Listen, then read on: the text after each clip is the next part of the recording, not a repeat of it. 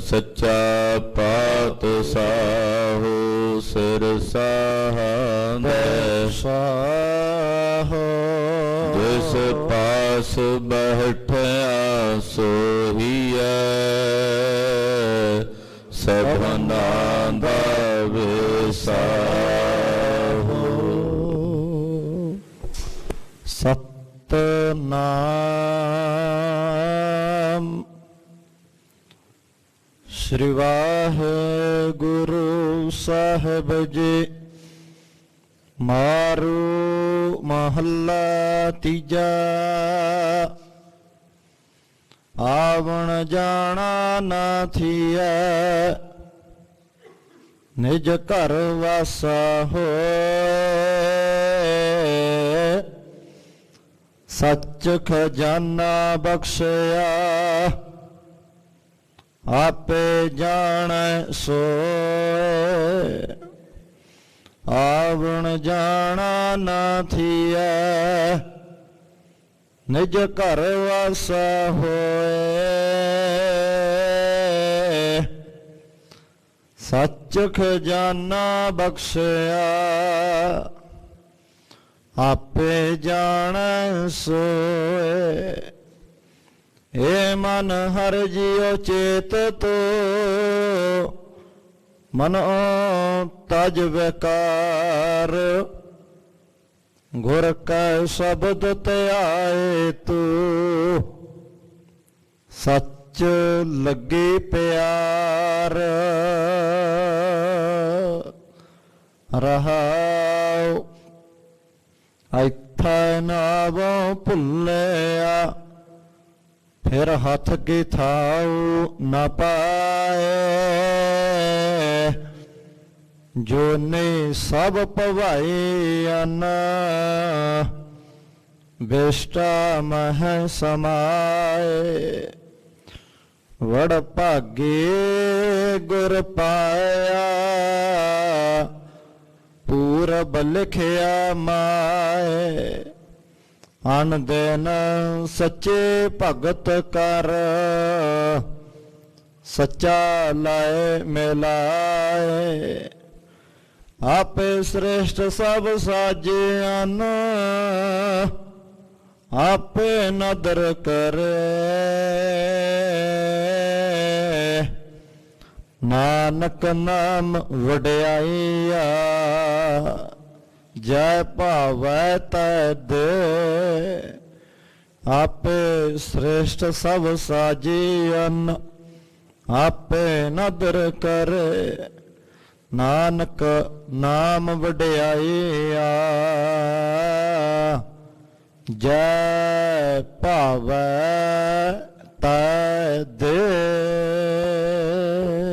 ਵਾਹਿਗੁਰੂ ਜੀ ਕਾ ਖਾਲਸਾ ਵਾਹਿਗੁਰੂ ਜੀ ਕੀ ਫਤਿਹ। ਪਰਮ ਸਨਮਾਨ ਤੇ ਸਤਿਕਾਰਯੋਗ ਗੁਰੂ ਕੀ ਸਾਜੀ ਔਰ ਨਵਾਜੀ ਹੋਈ ਗੁਰੂ ਕਾ ਖਾਸ ਰੂਪ ਗੁਰੂ ਖਾਲਸਾ ਸਾਧ ਸੰਗਤ ਜੀਓ। ਵੱਡਿਆਂ ਭਾਗਾਂ ਵਾਲੇ ਹੋ ਕਿ ਗਰੀਬ ਨਵਾਜ ਸਤਿਗੁਰੂ ਚਵਰਛਤ ਤਖਤ ਦੇ ਮਾਲਕ ਦਸਾਂ ਪਾਤਸ਼ਾਹੀਆਂ ਦੀ ਆਤਮਿਕ ਜਾਗਦੀ ਜੋਤ ਧੰਨ ਧੰਨ ਸ੍ਰੀ ਗੁਰੂ ਗ੍ਰੰਥ ਸਾਹਿਬ ਜੀ ਮਹਾਰਾਜ ਜੀ ਦੀ ਪਵਿੱਤਰ ਹਜ਼ੂਰੀ 'ਚ ਅੰਮ੍ਰਿਤ ਵੇਲੇ ਤੋਂ ਜੁੜ ਕੇ ਆਪ ਜੀ ਆਪਣੇ ਜੀਵਨ ਦੀਆਂ ਘੜੀਆਂ ਗੁਰੂ ਲੇਖੇ ਲਾ ਕੇ ਸਫਲੀਆਂ ਕਰ ਰਹੇ ਹੋ। ਗੁਰਦੇਵ ਦੀ ਤੁਰਕੀ ਅਕਾਲੀ ਬਾਣੀ ਸ੍ਰੀ ਆਸਾ ਜੀ ਦੀ ਵਾਰ ਦੇ ਸ਼ਬਦ ਕੀਰਤਨ ਆਪ ਜੀ ਨੇ ਸਰਵਣ ਕੀਤੇ ਹਨ। ਕੀਰਤਨ ਤੋਂ ਉਪਰੰਤ ਗੁਰਦੇਵ ਜੀ ਵੱਲੋਂ ਬਖਸ਼ਿਸ਼ ਕੀਤੇ ਗਏ ਪਾਵਨ ਸ੍ਰੀ ਮੁਖਵਾਕ ਦੀ ਕਥਾ ਸਰਵਣ ਕਰਨ ਲਈ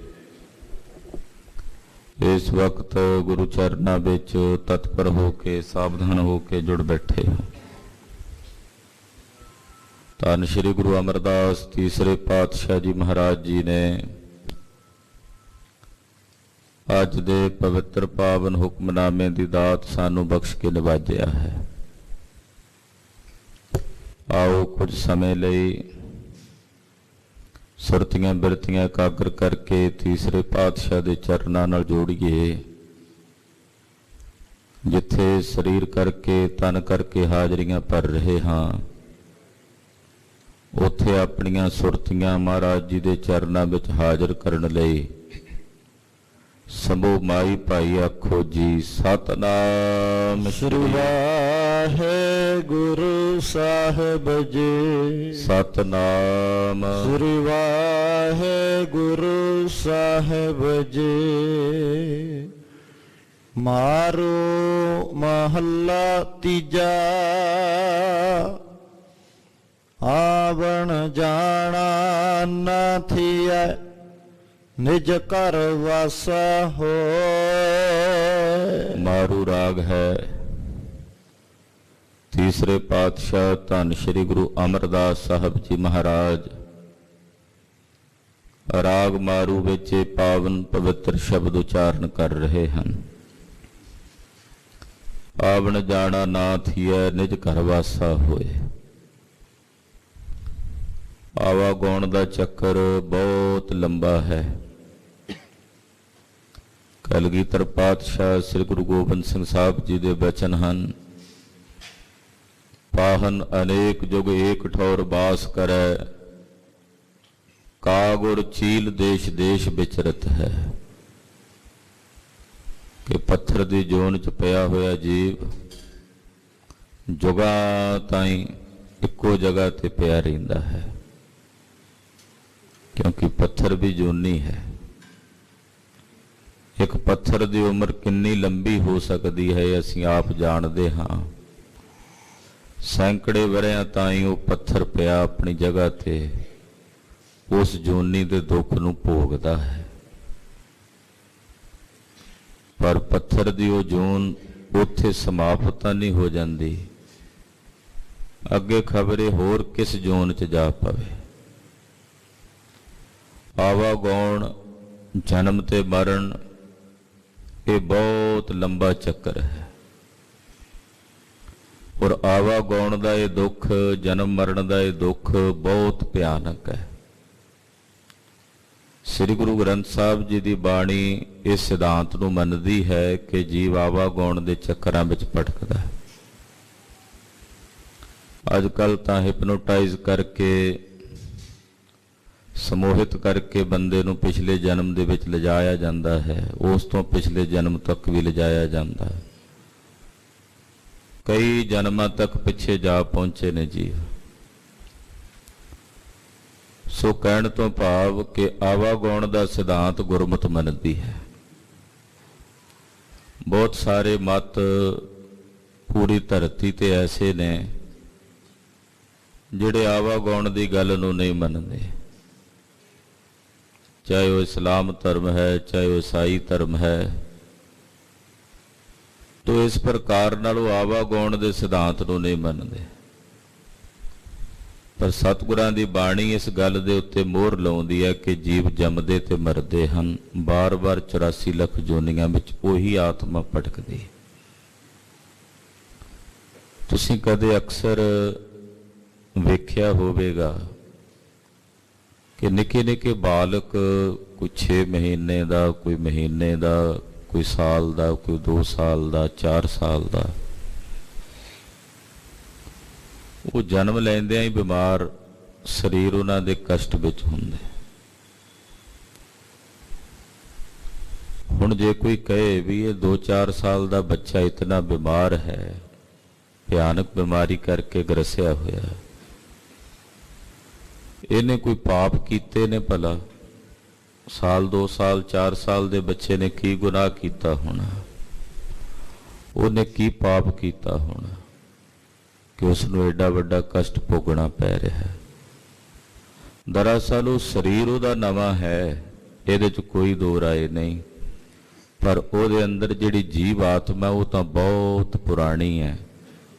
ਔਰ ਉਹ ਪਤਾ ਨਹੀਂ ਕਿੰਨੇ ਕੁ ਸਰੀਰਾਂ ਵਿੱਚੋਂ ਗੁਜ਼ਰ ਕੇ ਆਈ, ਕਿੰਨੇ ਕੁ ਗੁਨਾਹ, ਕਿੰਨੇ ਕੁ ਪਾਪ ਉਸ ਦੇ ਪੂਰਬਲੇ ਜਨਮਾਂ ਦੇ ਕੀਤੇ ਹੋਏ ਨੇ, ਜੋ ਇਸ ਸਰੀਰ ਵਿੱਚ ਉਹਨੂੰ ਆ ਕੇ ਭੋਗਣੇ ਪੈ ਰਹੇ ਨੇ। ਸੋ ਕਹਿਣ ਤੋਂ ਭਾਵ ਜਨਮ ਮਰਨ ਦੀ ਇਹ ਯਾਤਰਾ ਬਹੁਤ ਲੰਬੇਰੀ ਹੈ, ਆਵਾਗਾਉਣ ਦੀ ਇਹ ਖੇਡ ਬਹੁਤ ਲੰਬੀ ਹੈ। ਸਤਿਗੁਰੂ ਜੀ ਦੇ ਬਚਨ ਹਨ, ਕੋਲੂ ਚਰਖਾ ਚੱਕੀ ਚੱਕ, ਥਲ ਬਰੋਲੇ ਬਹੁਤ ਅਨੰਤ, ਲਾਟੂ ਮਾਧਾਣੀਆਂ ਨਗਾਹਾ, ਪੰਖੀ ਭੌਂਦਿਆਂ ਲੈਣ ਨਾ ਸਾਹਾ, ਸੂਹੇ ਚਾੜ ਪਵਾਈਆ ਜੰਤ, ਨਾਨਕ ਭੌਂਦਿਆਂ ਗਣਤ ਨਾ ਅੰਤ। ਜਿਵੇਂ ਕੋਲੂ ਘੁੰਮਦਾ ਹੈ, ਚਰਖੇ ਦਾ ਤਕਲਾ ਘੁੰਮਦਾ ਹੈ, ਲੱਟੂ ਘੁੰਮਦਾ ਹੈ, ਮਧਾਣੀਆਂ ਘੁੰਮਦੀਆਂ ਹਨ, ਫਲੇ ਘੁੰਮਦੇ ਹਨ, ਚੰਡੋਲ ਤੇ ਚੜਿਆ ਜੀਵ ਘੁੰਮਦਾ ਹੈ, ਆਕਾਸ਼ ਵਿੱਚ ਪੰਛੀ ਘੁੰਮਦੇ ਹਨ। ਇਸੇ ਤਰ੍ਹਾਂ ਇਹ ਜੀਵ ਵੀ ਘੁੰਮ ਰਿਹਾ, ਆਵਾਗਾਉਣ ਦੇ ਚੱਕਰਾਂ ਵਿੱਚ ਅਨੰਤ ਕਾਲ ਤੋਂ ਭਟਕ ਰਿਹਾ ਹੈ। ਕਬੀਰ ਜੀ ਮਹਾਰਾਜ ਜੀ ਵੀ ਫਰਮਾਉਂਦੇ, ਐਸੇ ਘਰ ਹਮ ਬਹੁਤ ਬਸਾਏ। ਇੱਕ ਵਾਰੀ ਇਹੋ ਜਿਹੇ ਸਰੀਰਾਂ ਵਿੱਚ ਨਹੀਂ ਆਏ, ਇੱਕ ਵਾਰ ਇਹੋ ਜਿਹੀਆਂ ਜੋਨੀਆਂ 'ਚ ਨਹੀਂ ਆਏ, ਖਬਰੇ ਕਿੰਨੀ ਕੁ ਵਾਰ ਐਸੀਆਂ ਜੋਨੀਆਂ ਦੇ ਵਿੱਚ ਰਹਿ ਰਹਿ ਕੇ ਕਿੰਨੇ ਘਰ ਵਸਾ ਕੇ ਆਏ। कितनी बार पिता रूप हो के आए, कितनी बार उसे पिता दे पुत्र रूप हो के आप पिता रूप हो के आ गए। इसे तरह ये अनंत समय तो अनंत काल तो आवागौण की यात्रा निरंतर चल रही है। और आवागौण उदों तक चलता रहेगा जदों तक असीं अपने निज घर विच जाके टिक नहीं जाते, निज घर विच जाके वस नहीं जाते। ਜਦੋਂ ਤੱਕ ਸਾਨੂੰ ਇਸ ਗੱਲ ਦੀ ਸਮਝ ਨਾ ਪਵੇ ਵੀ ਸਾਡਾ ਘਰ ਕਿਹੜਾ ਹੈ, ਸਾਡਾ ਨਿਜ ਘਰ ਕਿਹੜਾ। ਇੱਕ ਘਰ ਮਕਾਨ ਅਸੀਂ ਬਣਾਏ ਨੇ, ਉੱਥੇ ਜਾ ਕੇ ਅਸੀਂ ਸਕੂਨ ਲੱਭਦੇ ਹਾਂ, ਪਰ ਇੱਕ ਅਸਲ ਵਿੱਚ ਸਾਡਾ ਨਿਜ ਘਰ ਹੈ ਜਿੱਥੋਂ ਅਸੀਂ ਅਨੰਤ ਕਾਲ ਤੋਂ ਖੁੰਝੇ ਹੋਏ ਹਾਂ। ਔਰ ਉਸ ਘਰ ਤੋਂ ਬਾਹਰ ਨਿਕਲੇ ਭਟਕਦੇ ਹੀ ਜਾ ਰਹੇ ਹਾਂ, ਭਟਕਦੇ ਹੀ ਜਾ ਰਹੇ ਹਾਂ, ਭਰਮਦੇ ਹੀ ਜਾ ਰਹੇ ਹਾਂ। ਜਦੋਂ ਉਸ ਨਿਜ ਘਰ ਵਿੱਚ ਆ ਟਿਕਾਂਗੇ ਤੇ ਭਰਮਣਾ ਮੁੱਕ ਜਾਏਗਾ, ਇਹ ਆਵਾਗੌਣ ਕੱਟਿਆ ਜਾਏਗਾ, ਇਹ ਜਨਮ ਮਰਨ ਤੋਂ ਰਹਿਤ ਹੋ ਜਾਵਾਂਗੇ। ਉਸ ਨਿਜ ਘਰ ਦੀ ਸੋਝੀ ਕਿੱਥੇ ਆ ਕੇ ਹੁੰਦੀ? ਨਿਜ ਘਰ ਦਾ ਉਹ ਗਿਆਨ ਸਤਿਗੁਰੂ ਸ੍ਰੀ ਗੁਰੂ ਗ੍ਰੰਥ ਸਾਹਿਬ ਜੀ ਦੀ ਪਵਿੱਤਰ ਪਾਵਨ ਬਾਣੀ ਦੁਆਰਾ ਹੋ ਜਾਂਦਾ ਹੈ, ਗੁਰੂ ਕੀ ਸੰਗਤ ਕਰਦਿਆਂ ਪ੍ਰਾਪਤ ਹੋ ਜਾਂਦਾ ਹੈ। ਤੋ ਪਾਤਸ਼ਾਹ ਕਹਿੰਦੇ, ਹੇ ਭਾਈ, ਜਦੋਂ ਇਹ ਜੀਵ ਆਪਣੇ ਨਿਜ ਘਰ ਵਿੱਚ ਵਾਸਾ ਪ੍ਰਾਪਤ ਕਰ ਲਵੇ, ਨਿਜ ਘਰ ਵਾਸਾ ਹੋਏ, ਇਹਦਾ ਆਪਣੇ ਨਿਜ ਘਰ ਵਿੱਚ ਵਾਸਾ ਹੋ ਜਾਂਦਾ ਹੈ, ਫਿਰ ਆਵਣ ਜਾਣਾ ਨਾ ਥੀਐ। ਫਿਰ ਇਹਨੂੰ ਆਵਾਗਾਉਣ ਦੇ ਚੱਕਰਾਂ 'ਚ ਨਹੀਂ ਭਟਕਣਾ ਪੈਂਦਾ, ਜਨਮ ਮਰਨ ਦੇ ਚੱਕਰਾਂ ਵਿੱਚ ਇਸ ਜੀਵ ਨੂੰ ਭਰਮਣ ਦੀ ਲੋੜ ਨਹੀਂ ਪੈਂਦੀ। ਇਹ ਆਪਣੇ ਮੂਲ ਵਿੱਚ ਮਿਲ ਕੇ ਫਿਰ ਉਹਦੇ 'ਚ ਹੀ ਅਭੇਦ ਹੋ ਜਾਂਦਾ ਹੈ। ਜਿਵੇਂ ਪਾਣੀ, ਇੱਕ ਬੂੰਦ ਪਾਣੀ ਦੀ ਪਾਣੀ ਵਿੱਚ ਮਿਲ ਕੇ ਉਹਦੇ ਵਿੱਚ ਅਭੇਦ ਹੋ ਜਾਂਦੀ ਹੈ, ਇਸੇ ਤਰ੍ਹਾਂ ਵਾਹਿਗੁਰੂ ਪਰਮੇਸ਼ਰ ਵਿੱਚ ਜਦੋਂ ਇਹਦੀ ਜੋਤ ਇੱਕਮਿਕ ਹੋ ਜਾਂਦੀ ਹੈ ਤਾਂ ਇਹ ਵੀ ਆਵਾਗਾਉਣ ਦੇ ਚੱਕਰਾਂ ਤੋਂ ਰਹਿਤ ਹੋ ਜਾਂਦਾ ਹੈ। ਜਨਮ ਮਰਨ ਦੇ ਚੱਕਰਾਂ ਤੋਂ ਸੁਤੰਤਰ ਹੋ ਕੇ ਪਰਮਾਤਮਾ ਦੇ ਸਰੂਪ ਵਿੱਚ ਮਿਲ ਕੇ ਅਭੇਦ ਹੋ ਜਾਂਦਾ ਹੈ।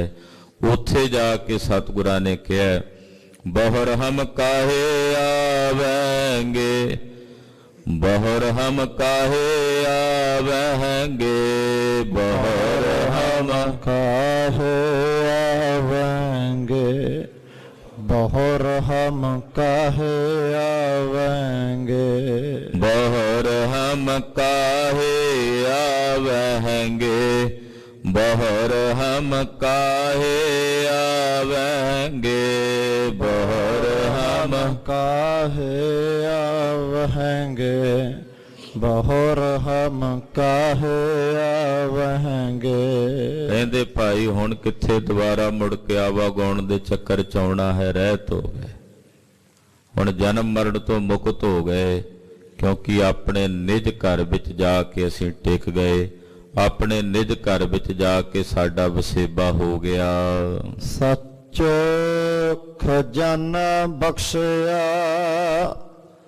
ਆਪੇ ਜਾਣੈ ਸੋਏ। ਇਹ ਜਿਹੜਾ ਸੱਚਾ ਖਜ਼ਾਨਾ ਪਰਮੇਸ਼ਰ ਦੇ ਨਾਮ ਧਨ ਦਾ ਸਤਿਗੁਰੂ ਜੀ ਨੇ ਸਾਨੂੰ ਬਖਸ਼ਿਆ, ਜਿਹਨੂੰ ਇਹ ਖਜ਼ਾਨਾ ਮਿਲਿਆ ਨਾ, ਉਹ ਆਪ ਹੀ ਜਾਣਦਾ ਵੀ ਇਸ ਖਜ਼ਾਨੇ ਦੀ ਵਡਿਆਈ ਕੀ ਹੈ। ਕੋਈ ਦੂਜਾ ਉਹਨੂੰ ਬਿਆਨ ਕਰਕੇ ਨਹੀਂ ਦੱਸ ਸਕਦਾ। ਇਹ ਗੂੰਗੇ ਦਾ ਗੁੜ ਹੈ, ਜਿਹਨੇ ਖਾਧਾ ਉਹੀ ਜਾਣਦਾ ਹੈ। ਇਹ ਸੱਚਾ ਖਜ਼ਾਨਾ ਨਾਮ ਧਨ ਦਾ ਜਿਸ ਨੂੰ ਸਾਹਿਬ ਨੇ ਬਖਸ਼ਿਆ ਉਹੀ ਜਾਣਦਾ ਕਿ ਇਸ ਖਜ਼ਾਨੇ ਦੀ ਵਡਿਆਈ ਕੀ ਹੈ, ਕਿਉਂਕਿ ਸਤਿਗੁਰੂ ਇਹ ਨਾਮ ਧਨ ਦਾ ਖਜ਼ਾਨਾ ਦਿੰਦੇ ਹੀ ਉਸ ਨੂੰ ਨੇ ਜਿਹੜਾ ਇਹਦਾ ਕਦਰ ਕਰਨ ਵਾਲਾ ਹੋਵੇ, ਇਹਦੀ ਅਹਿਮੀਅਤ ਨੂੰ ਜਾਣਦਾ ਹੋਵੇ। ਜੇ ਅਨਧਿਕਾਰੀ ਬੰਦੇ ਨੂੰ ਇਹ ਖਜ਼ਾਨਾ ਮਿਲ ਜਾਏ, ਉਹ ਤਾਂ ਗਧੇ ਦੇ ਗਲ ਦੇ ਵਿੱਚ ਹੀਰਾ ਬੰਨਣ ਵਾਲੀ ਗੱਲ ਹੈ ਕਿ ਉਹਨੂੰ ਉਹਦੀ ਅਹਿਮੀਅਤ ਦਾ ਨਹੀਂ ਪਤਾ। ਜਿਨ੍ਹਾਂ ਦੇ ਪੱਲੇ ਨਾਮ ਧਨ ਦਾ ਸੱਚਾ ਖਜ਼ਾਨਾ ਹੈ, ਉਹੀ ਆਪ ਜਾਣਦੇ ਨੇ ਇਸ ਨਾਮ ਦੀ ਵਡਿਆਈ ਨੂੰ ਕਿ ਇਸ ਨਾਮ ਦੇ ਵਿੱਚ ਕਿੰਨੀਆਂ ਬਰਕਤਾਂ ਨੇ। ਸਤਿਗੁਰੂ ਪੰਚਮ ਪਾਤਸ਼ਾਹ ਜੀ ਨੇ ਇਸ ਨਾਮ ਧਨ ਦੇ ਖਜ਼ਾਨੇ ਦੀਆਂ ਕਿੰਨੀਆਂ ਬਰਕਤਾਂ ਦੱਸੀਆਂ। ਸੁਖਮਣੀ ਸਾਹਿਬ ਦੀ ਪਹਿਲੀ ਅਸ਼ਟਪਦੀ ਕਿ ਸਿਮਰਨ ਦੀਆਂ, ਪਰਮੇਸ਼ਰ ਦੇ ਨਾਮ ਦੀਆਂ ਕਿੰਨੀਆਂ ਬਰਕਤਾਂ ਨੇ, ਕਿੰਨੀਆਂ ਵਡਿਆਈਆਂ ਨੇ। ਪ੍ਰਭ ਕੈ ਸਿਮਰਨ ਰਿਦ ਸਿਧ ਨੋ ਨਿਤ, ਪ੍ਰਭ ਕੈ ਸਿਮਰਨ ਗਿਆਨ ਧਿਆਨ ਤਤ ਬੁੱਧ, ਪ੍ਰਭ ਕੋ ਸਿਮਰੈ ਸੇ ਬਿਨਸੈ ਦੂਜਾ, ਪ੍ਰਭ ਕੋ ਸਿਮਰੈ ਸੇ ਬੇਮੁਹਤਾਜੇ, ਪ੍ਰਭ ਕੋ ਸਿਮਰੈ ਸੇ ਸਰਬ ਕੇ ਰਾਜੇ। ਕਿੱਡੀ ਵੱਡੀ ਦਾਤ ਹੈ ਸਿਮਰਨ ਵਿੱਚ। ਅਕਾਲ ਪੁਰਖ ਦੇ ਭਜਨ ਵਿੱਚ, ਪਰਮੇਸ਼ਰ ਦੇ ਚਿੰਤਨ ਵਿੱਚ ਕਿੰਨੀਆਂ ਬਰਕਤਾਂ ਨੇ ਉਹੀ ਜਾਣੇਗਾ ਜਿਹੜਾ ਕਰੇਗਾ। ਜਿਹਨੇ ਭਜਨ ਨਹੀਂ ਕਰਨਾ, ਜਿਹਨੇ ਸਿਮਰਨ ਨਹੀਂ ਕਰਨਾ, ਉਹਨੂੰ ਕੀ ਪਤਾ ਸਿਮਰਨ ਦੀ ਵਡਿਆਈ ਕੀ ਹੈ, ਸਿਮਰਨ ਦੀ ਮਹਿਮਾ ਕੀ ਹੈ, ਨਾਮ ਧਨ ਦੀ ਮਹਿਮਾ ਕੀ ਹੈ। ਤੋ ਅਸੀਂ ਬਹੁਤ ਚੀਜ਼ਾਂ ਐਸੀਆਂ ਨੇ ਜੋ ਸਾਡੇ ਕੋਲ ਨੇ, ਪਰ ਅਸੀਂ ਉਹਨਾਂ ਦੀ ਬੇਕਦਰੀ ਕਰਦੇ ਹਾਂ। ਸਾਨੂੰ ਉਹਦੀ ਕਦਰ ਨਹੀਂ। ਸਾਨੂੰ ਉਹਦੀ ਕਦਰ ਕਦੋਂ ਹੁੰਦੀ? ਜਦੋਂ ਉਹ ਚੀਜ਼ ਸਾਡੇ ਕੋਲੋਂ ਚਲੀ ਜਾਏ, ਕਿਤੇ ਆਸੇ-ਪਾਸੇ ਹੋ ਜਾਏ। ਘਰ ਵਿੱਚ ਇੱਕ ਨਿੱਕੀ ਜਿਹੀ ਪਈ ਸੂਈ ਦੀ ਸਾਨੂੰ ਕੋਈ ਕਦਰ ਨਹੀਂ ਹੁੰਦੀ, ਪਰ ਅਚਾਨਕ ਕਿਤੇ ਤੋਪਾ ਲਾਣਾ ਪੈ ਜਾਏ, ਕਿਤੇ ਕੋਈ ਫਟੀ ਚੀਜ਼ ਸੀਵਣ ਦੀ ਲੋੜ ਪੈ ਜਾਏ, ਉਹ ਨਿੱਕੀ ਜਿਹੀ ਸੂਈ ਲੱਭਣ ਵਾਸਤੇ ਵੀ ਸਾਰਾ ਘਰ ਅਸੀਂ ਫਰੋਲ ਰੱਖਦੇ ਹਾਂ ਵੀ ਕਿੱਥੇ ਗਈ। ਕਿਉਂਕਿ ਉਦੋਂ ਉਹਦੀ ਅਹਿਮੀਅਤ ਦਾ ਪਤਾ ਲੱਗਾ ਜਦੋਂ ਕੋਈ ਕੱਪੜਾ ਫਟਿਆ ਤੇ ਉਹਦੇ ਨਾਲ ਸੀਵਣ ਦੀ ਲੋੜ ਪਈ। ਨਹੀਂ ਤਾਂ ਛੋਟੀ ਜਿਹੀ ਸੂਈ ਸਾਡੇ ਲਈ ਕੀ ਹੈ? ਕੁਝ ਵੀ ਨਹੀਂ। ਸੋ ਕਹਿਣ ਤੋਂ ਭਾਵ ਕਿ ਜਦੋਂ ਸਾਡੇ ਕੋਲ ਕੋਈ ਵਸਤ ਚਲੀ ਜਾਂਦੀ ਹੈ, ਉਹਦੀ ਲੋੜ ਥੋੜ ਉਦੋਂ ਮਹਿਸੂਸ ਹੁੰਦੀ। ਜਦੋਂ ਇਹ ਮਨੁੱਖਾ ਜਨਮ ਬੀਤ ਗਿਆ ਨਾ, ਬੀਤ ਤਾਂ ਜਾਣਾ ਹੀ ਹੈ, ਇਹਦੇ 'ਚ ਤਾਂ ਕੋਈ ਦੋ ਰਾਏ ਨਹੀਂ। ਕਿਹੜਾ ਬੰਦਾ ਜਿਹਨੇ ਨਹੀਂ ਮਰਨਾ, ਕਿਹੜਾ ਜੀਵ ਹੈ ਜਿਹਦੀ ਮੌਤ ਨਹੀਂ ਹੋਣੀ। ਪਰ ਜਦੋਂ ਇਹ ਸਰੀਰ ਸਾਡੇ ਹੱਥੋਂ ਚਲਾ ਗਿਆ ਨਾ, ਇਹ ਵੇਲਾ ਸਾਡੇ ਹੱਥੋਂ ਨਿਕਲ ਗਿਆ, ਫਿਰ ਪਛਤਾਵਾ ਹੋਵੇਗਾ ਕਿ ਇਹਦੀ ਅਹਿਮੀਅਤ ਕੀ ਸੀ। ਇਹੀ ਇੱਕ ਜਨਮ ਐਸਾ ਜਨਮ ਹੈ, ਮਨੁੱਖੀ ਜਨਮ, ਜਿਹਦੇ 'ਚ ਅਸੀਂ ਪਰਮੇਸ਼ਰ ਦਾ ਭਜਨ ਕਰ ਸਕਦੇ ਸੀ, ਉਹਦਾ ਚਿੰਤਨ ਕਰ ਸਕਦੇ ਸੀ। ਹੋਰ ਕਿਸੇ ਜੂਨੀ ਵਿੱਚ, ਹੋਰ ਕਿਸੇ ਜਨਮ 'ਚ ਪਰਮੇਸ਼ਰ ਦਾ ਭਜਨ ਹੋ ਹੀ ਨਹੀਂ ਸਕਦਾ। ਤੋ ਜਿਨ੍ਹਾਂ ਨੂੰ ਮੇਰੇ ਸਾਹਿਬ ਨੇ ਇਹ ਨਾਮ ਧਨ ਦਾ ਖਜ਼ਾਨਾ ਬਖਸ਼ ਦਿੱਤਾ ਹੈ, ਉਹੀ ਜਾਣਦੇ ਨੇ ਕਿ ਇਸ ਨਾਮ ਦੀ ਵਡਿਆਈ ਕੀ ਹੈ, ਇਸ ਨਾਮ ਦੀਆਂ ਬਰਕਤਾਂ ਕੀ ਹਨ, ਇਸ ਨਾਮ ਨੂੰ ਜਪ ਜਪ ਕੇ ਕੈਸਾ ਰਸ, ਕੈਸਾ ਆਨੰਦ ਉਹ ਸਾਡੇ ਹਿਰਦੇ ਵਿੱਚ ਅੰਮਿਓ ਚੱਲੇ ਝਰਨੇ ਵਾਲੀ ਅਵਸਥਾ ਦੀ ਦਾਤ ਪ੍ਰਾਪਤ ਹੋ ਆਉਂਦੀ ਹੈ। ਉਹ ਇਸੇ ਨਾਮ ਦੀ ਵਡਿਆਈ ਹੈ, ਇਸੇ ਨਾਮ ਦਾ ਹੀ ਪ੍ਰਤਾਪ ਹੈ। ਏ ਮਨ ਹਰ ਜੀਉ ਚੇਤ ਤੂ ਮਨਹੁ ਤਜ ਵਿਕਾਰ। ਮਹਾਰਾਜ ਜੀ ਕਹਿੰਦੇ, ਹੇ ਮੇਰਿਆ ਮਨਾ, ਆਲੇ ਵੀ ਵੇੜਾ ਉਸ ਹਰੀ ਅਕਾਲ ਪੁਰਖ ਪਰਮੇਸ਼ਰ ਨੂੰ ਚੇਤ, ਉਹਦਾ ਚਿੰਤਨ ਕਰ। ਏ ਮਨ ਹਰ ਜੀਉ ਚੇਤ ਤੂੰ ਮਨਹੁ ਤਜ ਵਿਕਾਰ। ਆਪਣੇ ਮਨੋ ਵਿਕਾਰਾਂ ਦਾ ਗੰਧ ਛੱਡ ਦੇ। ਵਿਕਾਰਾਂ ਦਾ ਟੋਕਰਾ ਜਿਹੜਾ ਤੂੰ ਚੁੱਕੀ ਫਿਰਦਾ ਆਪਣੇ ਮਨ ਦੇ ਉੱਤੇ, ਇਹ ਭਾਰ ਲਾ ਕੇ ਤਿਆਗ ਦੇ। ਆਪਣੇ ਸਾਰੇ ਵਿਕਾਰਾਂ ਨੂੰ ਤਿਆਗ ਕੇ, ਹੇ ਮੇਰਿਆ ਮਨਾ, ਉਸ ਹਰੀ ਅਕਾਲ ਪੁਰਖ ਵਾਹਿਗੁਰੂ ਪਰਮੇਸ਼ਰ ਨੂੰ ਤੂੰ ਚੇਤ, ਉਹਦਾ ਚਿੰਤਨ ਕਰ। ਏ ਮਨ ਹਰ ਜੀ ਧਿਆਏ ਤੂੰ ਇਕ ਮਨ ਇਕ ਚਿਤ ਭਾਏ, ਹਰ ਕੀਆਂ ਸਦਾ ਸਦਾ ਵਡਿਆਈਆਂ, ਦੇ ਨ ਪਛੋਤਾਏ। हे ਮੇਰਿਆ ਮਨਾ, ਉਸ ਹਰੀ ਵਾਹਿਗੁਰੂ ਪਰਮੇਸ਼ਰ ਨੂੰ ਚੇਤ। ਅਬ ਨਾ ਭਜਸ ਭਜਸ ਕਬ ਭਾਈ, ਆਵੇ ਅੰਤ ਨਾ ਭਜਿਆ ਜਾਈ। ਹੁਣ ਨਾ ਭਜਨ ਕਰੇਗਾ, ਕਦੋਂ ਕਰੇਗਾ ਭਾਈ? ਹੁਣ ਵੇਲਾ ਹੈ। ਆ ਵੇਲਾ ਮੁੜ ਮੁੜ ਕੇ ਨਹੀਂ ਮਿਲਣਾ। ਜੇ ਵੇਲਾ ਇੱਕ ਵਾਰੀ ਹੱਥੋਂ ਨਿਕਲ ਗਿਆ ਤਾਂ ਜਿਵੇਂ ਥਣਾ ਵਿੱਚੋਂ ਦੁੱਧ ਨਿਕਲਿਆ, ਉਹੀ ਦੁੱਧ ਮੁੜ ਕੇ ਥਣਾ ਵਿੱਚ ਵਾਪਸ ਨਹੀਂ ਜਾਂਦਾ। ਇਹ ਵੇਲਾ ਜੇ ਇੱਕ ਵਾਰੀ ਤੇਰੇ ਜੀਵਨ ਵਿੱਚੋਂ ਨਿਕਲ ਗਿਆ, ਚਲਾ ਗਿਆ, ਮੁੜ ਕੇ ਵੇਲਾ ਤੈਨੂੰ ਪ੍ਰਾਪਤ ਨਹੀਂ ਹੋਣਾ। ਜਿਹੜੀ ਕੱਲ ਲੰਘ ਗਈ ਹੈ, ਜਿਹੜਾ ਕੱਲ ਵੀਰਵਾਰ ਦਾ ਦਿਨ ਗੁਜ਼ਰ ਗਿਆ ਹੈ, ਜੇ ਚਾਹੀਏ ਅਸੀਂ ਆਪਣੀ ਸਾਰੀ ਜ਼ਿੰਦਗੀ ਦੀ ਦੌਲਤ ਖਰਚ ਦਈਏ, ਪੂਰੇ ਬ੍ਰਹਿਮੰਡ ਦੀ ਸ਼ਕਤੀ ਲਾ ਦਈਏ ਆਪਣੀ, ਕਿ ਉਹੀ ਕੱਲ ਵਾਲਾ ਵੀਰਵਾਰ ਅਸੀਂ ਆਪਣੀ ਜ਼ਿੰਦਗੀ 'ਚ ਅੱਜ ਫਿਰ ਲੈ ਕੇ ਆਈਏ, ਨਹੀਂ ਆਉਣਾ। ਕਿਉਂਕਿ ਇਹ ਸਮਾਂ ਜਿਹੜਾ ਬੀਤ ਰਿਹਾ ਨਾ, ਬਹੁਤ ਕੀਮਤੀ ਹੈ। ਗੁਰੂ ਅੱਗੇ ਅਰਜ਼ੋਈ ਕਰੀਏ ਵੀ ਇਹ ਸਮਾਂ ਸਾਡਾ ਜਾਈ ਨਾ ਬੀਤੇ। ਮਹਾਰਾਜ ਜੀ ਕਹਿੰਦੇ, ਹੇ ਭਾਈ ਹਰੀ ਅਕਾਲ ਪੁਰਖ ਨੂੰ ਚੇਤ, ਮਨਹੁ ਤਜ ਵਿਕਾਰ, ਵਿਕਾਰਾਂ ਨੂੰ ਤਜ, ਵਿਕਾਰਾਂ ਦਾ ਤਿਆਗ ਕਰਕੇ ਪਰਮੇਸ਼ਰ ਦਾ ਚਿੰਤਨ ਕਰ। ਗੁਰ ਕੈ ਸ਼ਬਦ ਧਿਆਏ, ਤੂੰ ਸੱਚ ਲੱਗੇ ਪਿਆਰ। ਗੁਰੂ ਦੇ ਸ਼ਬਦ ਦੁਆਰਾ, ਗੁਰੂ ਦੇ ਉਪਦੇਸ਼ ਦੁਆਰਾ ਜੇ ਤੂੰ ਧਿਆਵੇਂਗਾ ਤਾਂ ਤੇਰਾ ਸੱਚ ਨਾਲ ਪਿਆਰ ਲੱਗੇਗਾ। ਸੱਚ ਲੱਗੀ ਪਿਆਰ, ਸੱਚ ਨਾਲ। ਸੱਚ ਕੀ ਹੈ? ਸੱਚ ਪਰਮੇਸ਼ਰ ਦਾ ਸਰੂਪ ਹੈ, ਉਹਦਾ ਨਾਮ ਸੱਚ ਹੈ। ਉਸ ਦੇ ਸੱਚੇ ਨਾਮ 'ਚ ਤੇਰਾ ਪਿਆਰ ਲੱਗੇਗਾ ਜੇ ਤੂੰ ਗੁਰੂ ਦੇ ਸ਼ਬਦ ਦੁਆਰਾ, ਗੁਰੂ ਦੇ ਉਪਦੇਸ਼ ਦੁਆਰਾ ਉਸ ਨੂੰ ਧਿਆਵੇਂ। ਰਹਾਉ ਇੱਥੈ ਨਾ ਵਹ ਭੁੱਲਿਆ, ਫਿਰ ਹੱਥ ਕੇ ਥਾਉ ਨ ਪਾਏ।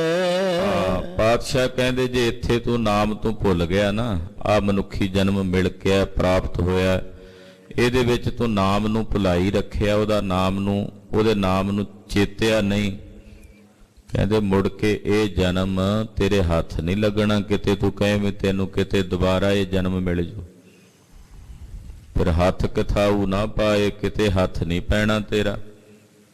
ਇਹੋ ਜਿਹਾ ਜਨਮ ਤੈਨੂੰ ਮੁੜ ਕੇ ਪ੍ਰਾਪਤ ਨਹੀਂ ਹੋਣਾ। ਅਕਾਲ ਪੁਰਖ ਵਾਹਿਗੁਰੂ ਦੀ, ਪਰਮੇਸ਼ਰ ਦੀ ਬੜੀ ਵਡਮੁੱਲੀ ਦਾਤ ਹੈ ਇਹ ਮਨੁੱਖਾ ਜਨਮ। ਮਾਨਸ ਜਨਮ ਦੁਰਲੱਭ ਹੈ, ਬੜਾ ਦੁਰਲੱਭ ਹੈ, ਮੁੜ ਮੁੜ ਨਹੀਂ ਮਿਲਦਾ। ਜੇ ਇਸ ਸਰੀਰ ਵਿੱਚ ਰਹਿ ਕੇ ਤੂੰ ਪਰਮੇਸ਼ਰ ਦੇ ਨਾਮ ਤੋਂ ਭੁੱਲਿਆ ਰਿਹਾ ਤਾਂ ਪਾਤਸ਼ਾਹ ਧੰਨ ਸ੍ਰੀ ਗੁਰੂ ਅਮਰਦਾਸ ਸਾਹਿਬ ਕਹਿੰਦੇ, ਮੁੜ ਕੇ ਹੱਥ ਨਹੀਂ ਜੇ ਪੈਣਾ। ਜਿਵੇਂ ਅਕਸਰ ਆਪਾਂ ਕਹਿ ਦਿੰਦੇ ਆ, ਜੇ ਆਹ ਕੰਮ ਨੂੰ ਹੁਣ ਹੱਥ ਪੈ ਗਿਆ ਤਾਂ ਠੀਕ, ਨਹੀਂ ਤਾਂ ਮੁੜ ਕੇ ਨਹੀਂ ਇਹਨੂੰ ਹੱਥ ਪੈਣਾ। ਪਾਤਸ਼ਾਹ ਕਹਿੰਦੇ, ਜੇ ਇਸ ਜਨਮ 'ਚ, ਇਸ ਮਨੁੱਖਾ ਜਨਮ 'ਚ ਰਹਿ ਕੇ ਪਰਮੇਸ਼ਰ ਦਾ ਭਜਨ ਕਰ ਲਿਆ ਤਾਂ ਠੀਕ ਹੈ, ਨਹੀਂ ਤਾਂ ਮੁੜ ਕੇ ਇਹ ਜਨਮ ਨੂੰ ਹੱਥ ਨਹੀਂ ਪੈਣਾ। ਭਾਵ ਮੁੜ ਕੇ ਮਨੁੱਖੀ ਜਨਮ ਦੀ ਵਾਰੀ ਨਹੀਂ ਮਿਲਣੀ। ਜੋਨੇ ਸਭ ਪਵਾਏ ਅਨ, ਬਿਸ਼ਟਾ ਮਹਿ ਸਮਾਏ। ਕਹਿੰਦੇ ਫਿਰ ਜੂਨੀਆਂ 'ਚ ਹੀ ਪਰਵਾਏਗਾ ਪਰਮੇਸ਼ਰ ਅਕਾਲ ਪੁਰਖ। ਕਹਿੰਦੇ ਜੇ ਜਨਮ ਹੱਥੋਂ ਨਿਕਲ ਗਿਆ ਮਨੁੱਖੀ ਜਾਮਾ, ਫਿਰ ਹੋਰ ਅੱਗੇ ਜੂਨੀਆਂ ਉਹਦੇ ਵਿੱਚ ਭਟਕੇਗਾ। ਵਿਸ਼ਟਾ ਤੇ ਗੰਦਗੀ ਦੇ ਵਿੱਚ ਹੀ ਤੇਰੀ ਸਮਾਈ ਹੋਵੇਗੀ। ਨਰਕਾਂ ਦੇ ਘੋਰ ਵਿਸ਼ਟਾ ਦੇ ਖੂਹਾਂ ਵਿੱਚ ਜਾ ਕੇ ਡਿੱਗੇਗਾ ਜੇ ਭਜਨ ਨਾ ਕੀਤਾ। ਜੇ ਮਨੁੱਖਾ ਜਨਮ ਆਪਣੇ ਹੱਥੋਂ ਅਜਾਈ ਗਵਾ ਲਿਆ। ਇੱਕ ਕਿਲਾ ਹੈ, ਕਿਲੇ ਦੀਆਂ ਕੰਧਾਂ ਬੜੀਆਂ ਲੰਮੇਰੀਆਂ ਤੇ ਅੰਧਾ ਬੰਦਾ ਉਹਦੇ ਵਿੱਚ ਹੈ। ਇੱਕੋ ਇੱਕ ਦਰਵਾਜ਼ਾ ਸੀ ਉਹਦੇ ਵਿੱਚੋਂ ਬਾਹਰ ਨਿਕਲਣ ਦਾ, ਹੋਰ ਕੋਈ ਰਸਤਾ ਨਹੀਂ ਸੀ। ਅੰਨਾ ਬੰਦਾ, ਸਿਰੋਂ ਗੰਜਾ। ਕਿਸੇ ਸਾਧੂ ਨੇ ਉਹਨੂੰ ਜੁਗਤੀ ਦੱਸੀ, ਏਦਾਂ ਕਰ ਵੀ ਕੰਧ ਦੇ ਨਾਲ ਨਾਲ ਹੱਥ ਲਾ ਕੇ ਤੁਰਿਆ ਜਾ, ਜਿੱਥੇ ਦਰਵਾਜ਼ਾ ਆਏਗਾ ਤੈਨੂੰ ਪਤਾ ਲੱਗ ਜਾਏਗਾ, ਉਹਦੇ ਵਿੱਚੋਂ ਬਾਹਰ ਨਿਕਲ ਜਾਈਂ। ਉਹ ਕਹਿੰਦੇ ਤੁਰਿਆ, ਤੁਰਦਾ ਤੁਰਦਾ ਕੰਧ ਨੂੰ ਟੋਂਦਾ ਟੋਂਦਾ ਟੋਂਦਾ ਤੁਰਿਆ ਜਾਵੇ, ਤੁਰਿਆ ਜਾਵੇ। ਜਦੋਂ ਦਰਵਾਜ਼ੇ ਕੋਲ ਆਇਆ ਤੇ ਉੱਥੇ ਆ ਕੇ ਆਪਣਾ ਸਿਰ ਖੁਰਕਣ ਲੱਗ ਪਿਆ ਵੀ ਦਰਵਾਜ਼ਾ ਨਹੀਂ ਆਇਆ। ਫੇਰ ਅੱਗੇ ਲੰਘ ਗਿਆ, ਉੱਥੋਂ ਫੇਰ ਦੁਬਾਰਾ ਕੰਧ ਸ਼ੁਰੂ ਹੋ ਗਈ, ਦਰਵਾਜ਼ਾ ਪਿੱਛੇ ਰਹਿ ਗਿਆ। ਬਸ ਇਹੀ ਬੰਦੇ ਦੀ ਦਸ਼ਾ, ਮਨੁੱਖ ਦੀ ਦਸ਼ਾ। 84 ਲੱਖ ਜੂਨੀਆਂ ਦੇ ਵਿੱਚੋਂ ਕੇਵਲ ਇੱਕੋ ਇੱਕ ਦਰਵਾਜ਼ਾ ਹੈ ਮਨੁੱਖਾ ਜਨਮ, ਜਿਹਦੇ ਚੋਂ ਇਹ ਬਾਹਰ ਨਿਕਲ ਸਕਦਾ, ਮੁਕਤ ਹੋ ਸਕਦਾ।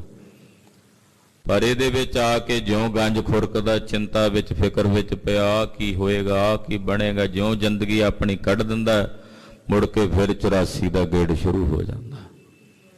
ਪਾਤਸ਼ਾਹ ਕਹਿੰਦੇ ਭਾਈ ਇਸੇ ਤਰ੍ਹਾਂ ਹੀ ਇਹ ਜੀਵ ਭਟਕਦਾ ਰਹਿੰਦਾ। ਜੋਨੀ ਸਭ ਪਵਾਈਆਂ ਵਿਸ਼ਟਾ ਮਾਹੇ ਸਮਾਏ। ਫਿਰ ਵਿਸ਼ਟਾ ਦੇ ਵਿੱਚ, ਗੰਦਗੀ ਦੇ ਵਿੱਚ ਹੀ ਇਹਦੀ ਸਮਾਈ ਹੁੰਦੀ ਹੈ। ਘੋਰ ਨਰਕਾਂ ਦੇ ਗੰਦ ਵਿੱਚ ਸੁੱਟਿਆ ਜਾਂਦਾ। ਵਡਭਾਗੇ ਗੁਰ ਪਾਇਆ ਪੂਰਬ ਲਿਖਿਆ ਮਾਏ। ਇਹ ਮੇਰੀ ਮਾਂ, ਜੋ ਪੂਰਬਲੇ ਜਨਮਾਂ ਦੇ ਕੀਤੇ ਕਰਮਾਂ ਮੁਤਾਬਕ ਲੇਖ ਲਿਖੇ ਨੇ ਨਾ, ਉਹਦੇ ਮੁਤਾਬਕ ਹੀ ਵੱਡਿਆਂ ਭਾਗਾਂ ਵਾਲਿਆਂ ਨੂੰ ਗੁਰੂ ਪ੍ਰਾਪਤ ਹੁੰਦਾ ਹੈ। ਜਿਨ੍ਹਾਂ ਨੇ ਕੋਈ ਪੂਰਬਲੇ ਜਨਮ 'ਚ ਚੰਗੇ ਕਰਮ ਕਮਾਏ ਸਨ, ਉਹਦਾ ਫਲ ਮਿਲਿਆ, ਉਹਨਾਂ ਨੂੰ ਸਤਿਗੁਰਾਂ ਦਾ, ਪੂਰੇ ਗੁਰੂ ਦਾ ਮੇਲ ਪ੍ਰਾਪਤ ਹੋਇਆ। ਤੋ ਪੂਰਾ ਗੁਰੂ ਵੱਡਿਆਂ ਭਾਗਾਂ ਵਾਲਿਆਂ ਨੂੰ ਮਿਲਦਾ। ਵੱਡ ਭਾਗੀ ਗੁਰ ਪਾਇਆ, ਵੱਡਿਆਂ ਭਾਗਾਂ ਵਾਲਿਆਂ ਨੇ ਗੁਰੂ ਦੀ ਪ੍ਰਾਪਤੀ ਕੀਤੀ। ਗੁਰ ਪੂਰਾ ਭੇਟਿਓ ਵੱਡ ਭਾਗੀ, ਮਨ ਹੈ ਭਇਆ ਪਰਗਾਸਾ। ਵੱਡੇ ਭਾਗ ਭੇਟੇ ਗੁਰਦੇਵਾ, ਕੋਟ ਪਰਾਧ ਮਿਟੇ ਹਰ ਸੇਵਾ। ਐਸਾ ਗੁਰ ਵੱਡ ਭਾਗੀ ਪਾਇਆ, ਭੂਲੇ ਮਾਰਗ ਜਿਨ੍ਹਾਂ ਬਤਾਇਆ। ਐਸਾ ਗੁਰ ਵੱਡ ਭਾਗੀ ਪਾਇਆ। ਭਾਗਾਂ ਕਰਕੇ, ਵੱਡਿਆਂ ਭਾਗਾਂ ਕਰਕੇ ਐਸਾ ਗੁਰੂ ਮਿਲਦਾ ਹੈ। ਹਾਂਜੀ। ਆਨ ਦਿਨ ਸੱਚੀ ਭਗਤ ਕਰ, ਸੱਚਾ ਲੈ ਮਿਲਾਏ। ਰੱਬ ਦੇ ਪਿਆਰੇ ਅਨ ਦਿਨ ਰਾਤ ਦਿਨ ਪਰਮੇਸ਼ਰ ਦੀ ਸੱਚੀ ਭਗਤੀ ਕਰਦੇ ਹਨ। ਉਹਨਾਂ ਦੀ ਭਗਤੀ ਵਿਖਾਵਾ ਨਹੀਂ ਹੈ। ਇੱਥੇ ਸੱਚੀ ਭਗਤ ਲਿਖਿਆ ਨਾ, ਤੇ ਭਗਤ ਦੇ ਤੱਤੇ ਨੂੰ ਸਿਆਰੀ ਲਾਇਆ। ਇਹਦਾ ਮਤਲਬ, ਸਿਆਰੀ ਲਾਉਣ ਦਾ ਮਤਲਬ ਹੈ ਭਗਤੀ।